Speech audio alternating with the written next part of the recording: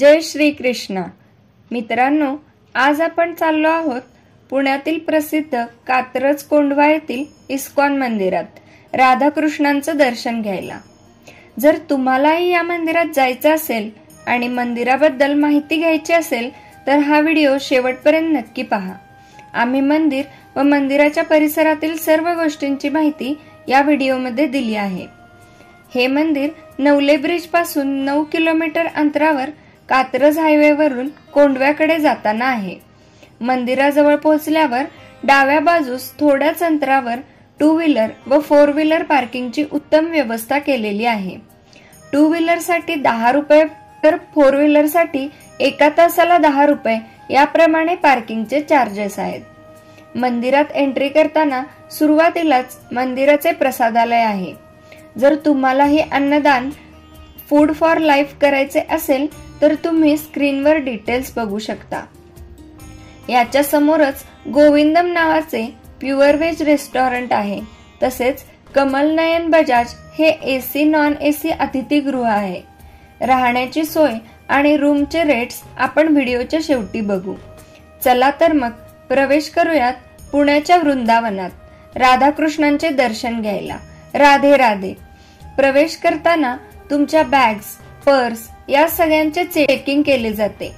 मंदिराच्या आतमध्ये कुठलेही खाद्यपदार्थ घेऊन जाण्यास मनाई आहे। मंदिराचा परिसर खूप भव्य, स्वच्छ आणि सुंदर आहे। गुलाब, कमळ यासारखी वेगवेगळ्या प्रकारची फुले, हिरवीगार झाडे यामुळे मंदिराची शोभा अजूनच वाढलेली आहे। प्रवेश करताच डाव्या बाजूला गोशाळा आहे। असं म्हणतात, गाईला खाऊ घातलं तर 33 कोटी देवांना नैवेद्य दाखवल्याचं पुण्य मिळतं। हिंदू धर्मात गाईला अनन्यसाधारण महत्व आहे। तुम्हाला देखील गोघास आणि गोसेवा करायची असेल तर तुम्ही येथे करू शकता।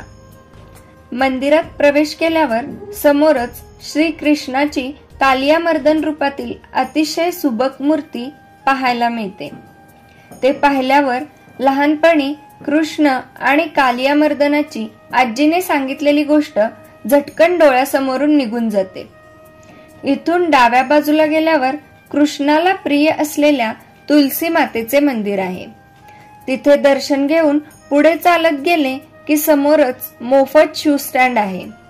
तिथे तुम्ही तुमचे शूज किंवा चप्पल ठेवून हातपाय धुवून मंदिरात प्रवेश करू शकता। तिथेच समोर अन्नदान करण्यासाठी तुला आहे। त्यात लहान मुलांची तुला करून त्यांच्या वजना इतके धान्य तुम्ही दान करू शकता। मंदिरात जाण्यासाठी इकडे साधारण 15-20 पायऱ्या आहेत। ज्येष्ठ नागरिक, गरोदर स्त्रिया व दिव्यांग लोकांसाठी लिफ्टची सुविधा सुद्धा उपलब्ध आहे। मंदिराचे टायमिंग्स तुम्ही स्क्रीनवर बघू शकता। पायऱ्या चढून गेल्यावर समोरच वेगवेगळ्या पुस्तकांचे स्टॉल आहेत। तसेच पूजा थाळी, आरती थाळी देखील तुम्ही येथून घेऊ शकता।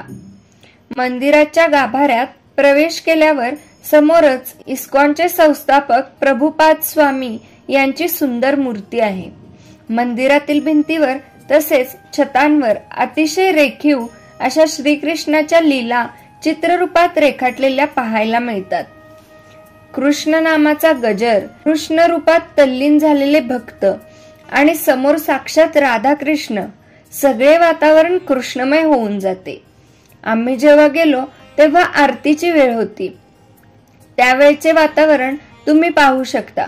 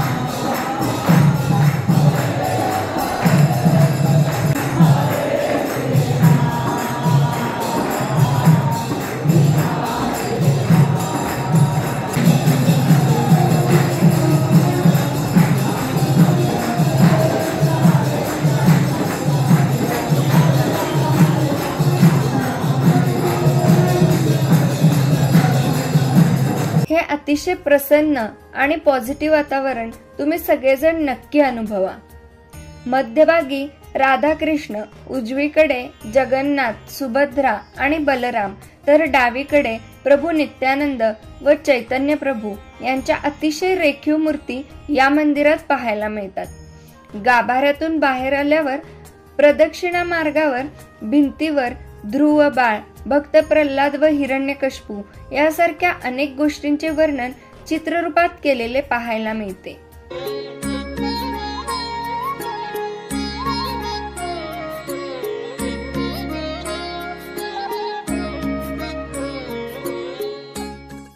प्रदक्षिणा मार्गावरच व्यंकटेश्वर बालाजी मंदिर आहे.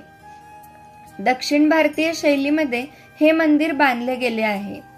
थोड्या पायऱ्या वरती चढून गेले की बालाजीचे दर्शन होते.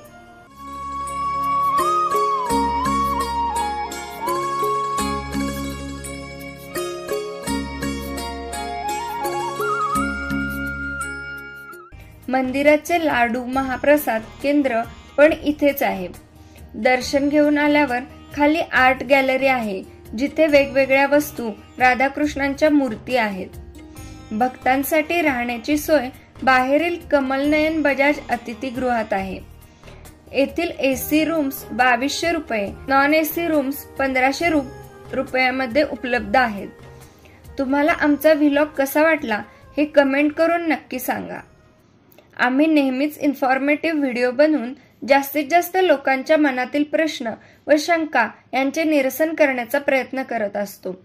इस्कॉन मंदिराला नक्की भेट द्या आणि हे मंदिर कसे आहे हे कमेंटमध्ये नक्की कळवा. तोपर्यंत राधे राधे. जय श्री कृष्ण.